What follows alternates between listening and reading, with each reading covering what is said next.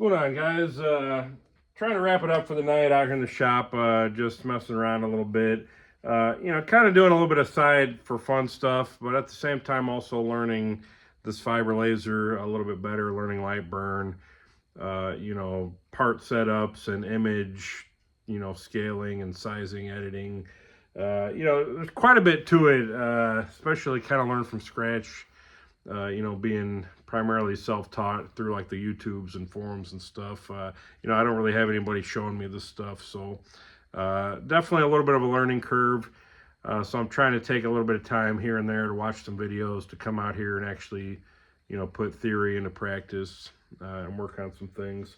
And tonight I was working with the rotary with some kind of geometric patterns, kind of some seamless, wrap patterns, WRAP.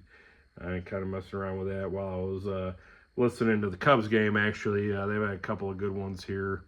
Starting off the season in the West Coast, I just want to, rant a little bit.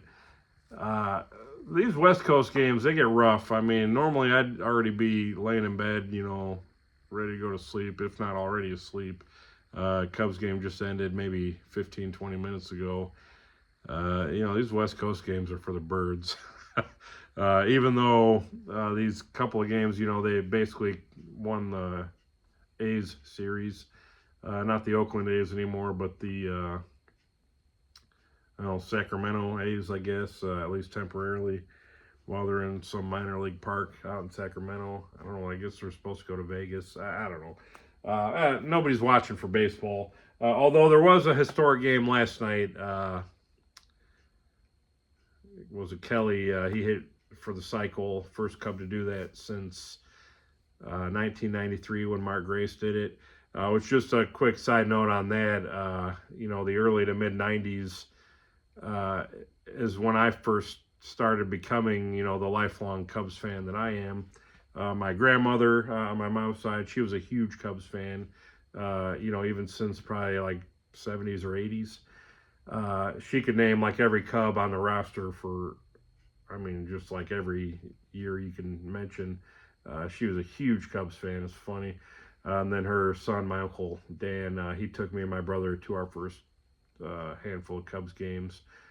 And I want to say the first game might have been in 93, though I doubt it was the one Mark Grace hit the cycle. Though I remember watching Mark Grace play. I always liked him as a player. Ryan Sandberg, of course. Anyway,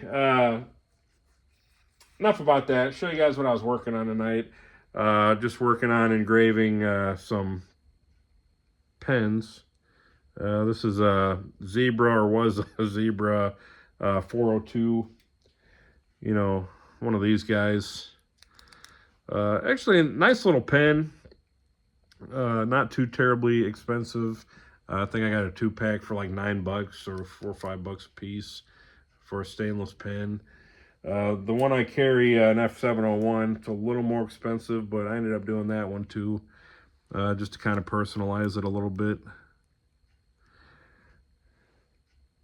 And chose this kind of geometric cube pattern. It's kind of a fun pattern, actually. I got it off of Etsy. And just kind of a quick tip, there's a lot of Etsy stores selling anywhere from like one pattern. It might give you like a couple, like a image file, vector file, whatever other kind of file. And then there's others that just have like 20 or 30 kind of similar, like seamless or wraparound patterns that you can kind of stack or wrap on each other. And they're only like $1 or $2 a piece. Some, depending on the application, are a little more expensive, but like this kind of stuff, this one was like a couple bucks. And, it saves, even though I could probably draw it up relatively quickly. It'd still take me, probably 20, 30 minutes. I'm not a graphic designer. I don't use a lot of drawing programs. I could probably draw it up in CAD in like 10 minutes, but then the shading and everything. So, it's worth $1 or $2. So that's what I did. And the thing I like about this pattern, like the more you look at it, if you look at it kind of straight on, you know, you see kind of like these stacked cubes, but then you also notice kind of like a spiral pattern. And then if you like turn it, you almost get like a different perspective of like these stacked angles, you know, depending on which part of the cube you're looking at. So I don't know, just a visually interesting pattern. And I think I got it mostly figured out as far as the wrap. I'm pretty happy with how that came out.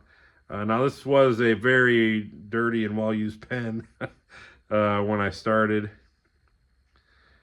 So, you know, the knurling's kind of getting worn down and not too shiny anymore. But yeah, I don't know. I think that's pretty cool looking. Adds a little bit of texture, a little more texture to it as well. You know, where this is like nice and buttery smooth. You know, this gives a little bit more grip, which some people might like. And it really pops too if you get like a really light coat of like liquid or oil or something on it. I'll just put a little bit of denatured alcohol on it, which is going to evaporate. But that kind of really makes it pop.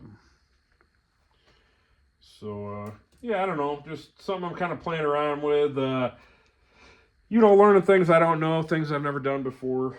You know, setting up these rotaries and, you know, learning how to scale and trim and, you know, stretch the graphics, you know, so that they wrap around just right. And, you know, at first I was actually thinking I'd probably scale this up a little bit bigger. But I kind of like it, like maybe a little finer. And so, I don't know, there's a lot of different directions you can go with stuff like this. But, yeah, that'd be something cool to show the guys at work tomorrow. Just, personalize the pen. You know, I don't know if I might buy a handful of these, do them, and put them on the website. I don't know. I'm still kind of thinking about that. I'm not going to mark them with my name or nothing. I still kind of want them to be known that they're zebra pens.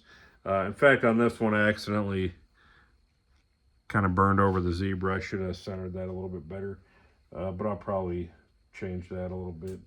This still says zebra on the clip. But yeah, I'm not trying to make it look like I'm making custom pens here. It's just a modification, you know, blinging them out a little bit. So I don't know, I might just do a couple for fun, throw them up on the website, see if they sell, or, you know, it's always something, you know, you could add in maybe as a giveaway or something. Though it does give me some ideas for my coffee cup. You know, with Riley Knife and Tool, I could probably like add that in to wrap around the cup, but then also like put my logo like framed inside of that. I don't know, that might be really overcomplicating things. But I don't know, this is like stuff that's just really cool. There's just like so many different options and stuff that you can do that like previously, like you just, there's no other way to do it. So, I mean, it's a cool tool, very versatile to have. Just to be able to like customize little parts and pieces like this. And, you know, it gets you thinking of like some different projects and possibilities for those projects. And not even just like round stuff, but, you know, just adding those patterns even on like flat, you know, sides of things, or like inside of like slip joint scales, or I don't know, just really cool little details that not everybody has the capabilities to do. And, you know, and there's a lot of nuance to it too, like with your settings, you know, making it pop more or less, or, you know, blah, blah, blah. So, you know, there's still a lot of little things to learn. But I'd say for like a first couple of tries, you know, that actually came out pretty cool. Nice and durable.